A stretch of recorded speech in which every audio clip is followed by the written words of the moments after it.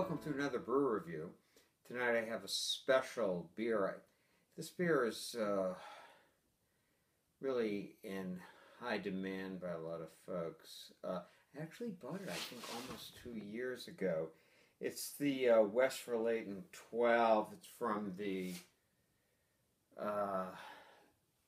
Belgian Westvleteren brewery, which is from the Trappist Abbey of St. Sixtus. And there, you know, it's a very, very big demand, this beer. But I decided to put it away. And what I never did is look at the bottle cap, which says, I'm kind of surprised, 110-17, Best By. It's now almost April. I figured a quad you can age for a while. So I don't think there's an issue. Some people may drink this fresher. But it's a 10.3%. I've had a lot of different quads. It'd be very interesting to see how this compares to Rochefort 10, which is one of my favorite all-time quads, period. And I've had a lot of different quads. Panapo and all kinds. Americans. And there's a lot of hype in this beer. Some people feel that it's one of the best beers in the world. Other people don't like it. We'll see. Well, they don't like it as much. Anything on the inside? Nothing. So it's the outside bottle date. So excellent coloring. It's kind of like a caramel. Half a finger head. Didn't expect much. This is an Orville glass. The best glass for this kind of style, unless you use a good snifter. Okay, so excellent fruit.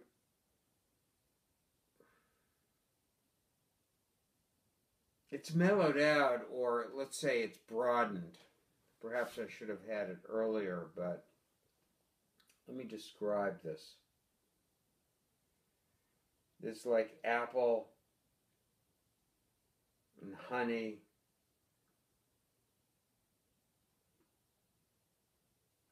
It's deeper than some of the other quads I've had.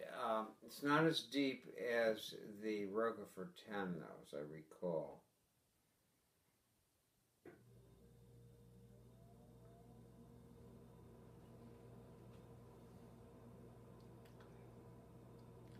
I really like the mouthfeel on this.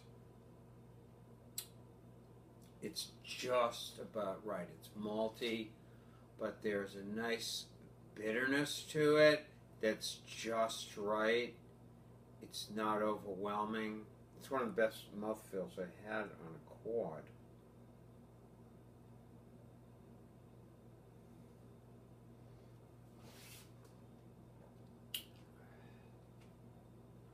And there's more fruit in the finish with this one. So in the taste,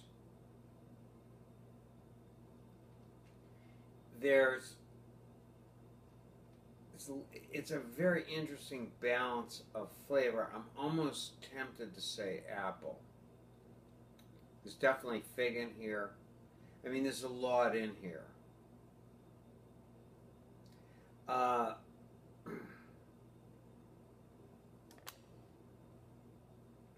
me get a little more of this. And the flavor is now starting to broaden out somewhat.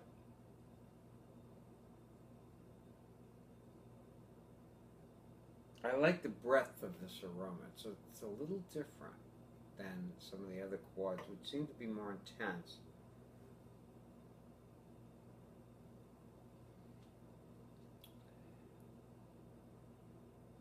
And a certain sweetness here. Okay, I'm going to let this warm up, and then I want to see flavor profile is. So this is warmed up now a little more. And let's see where we're going with this. Oh.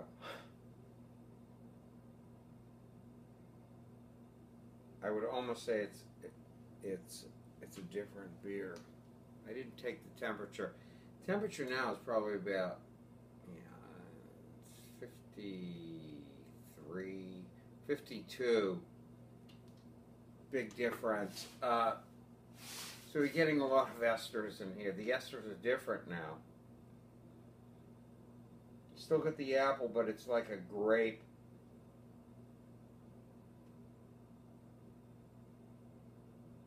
Yeah, the rum is incredible.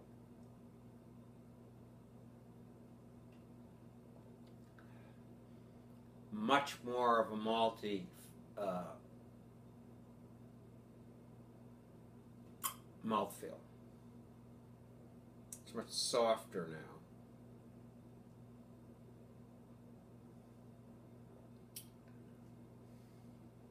Good bitterness at the end, at the finish. Quite bitter, actually.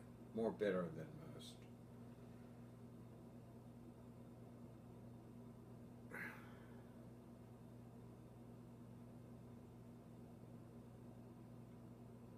Yeah, the esters in this are much different than from what I remember in some of the other Belgian quads I've had. Okay. It's a great beer. Would I line up outside the beer store to get it? No. But it's a great beer worth trying. It's exceptionally well done.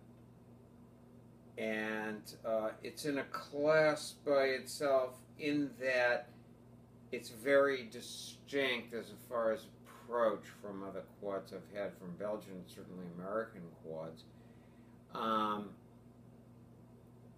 It's very different in that I think it's smoother. I think it's more malt forward, and the esters are different. So, I mean, it's a really great beer to try. It's very special, but I think I actually like the Rochefort 10 better. I'd have to try it again. Rochefort 10 was one of the best beers quads I've had.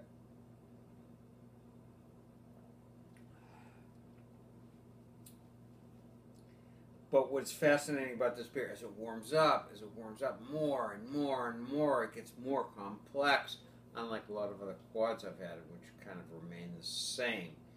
So, if I were going to rate it, I don't like to give it a total number. It's probably around 95 or so, but what's more important is what you look for in this beer, and you look for complexity and balance, and that's what it has. And quite frankly, I think it outclasses the other beers in that style. It's the complexity and the subtlety is so much better than some of the other quads I've had. And it keeps developing with warming, which I don't recall any of the others did.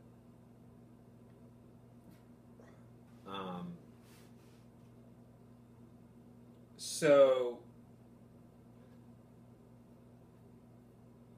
this is a great beer if you can find it. You drink it once in a while. I'd like to get it fresher, just to compare. But this, as far as taste, is an incredible sipper. I mean, this beer, you want it to get real warm. You want it to get it to at least 55. I'm going to see how it is. You take your time with this beer. You have the right glass. And you go from there. One more for the road. Let's see if the taste has changed. But what's remarkable is how much the taste is changing radically with warming. Yeah, it's much more grape now. And apple. It's the best rum I've had in a quart.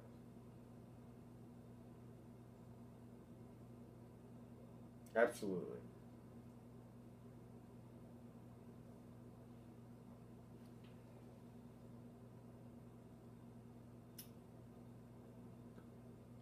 And the taste, just melts right in. The taste is a little, at this point, a little dwarfed by the bitterness, but it's because it's a really solid bitterness to it. I mean, it's very different. I really like this. So, get a hold of it, and try it if you haven't tried it. It's the Westvleteren 12. And it's 10.2%. Till we meet again.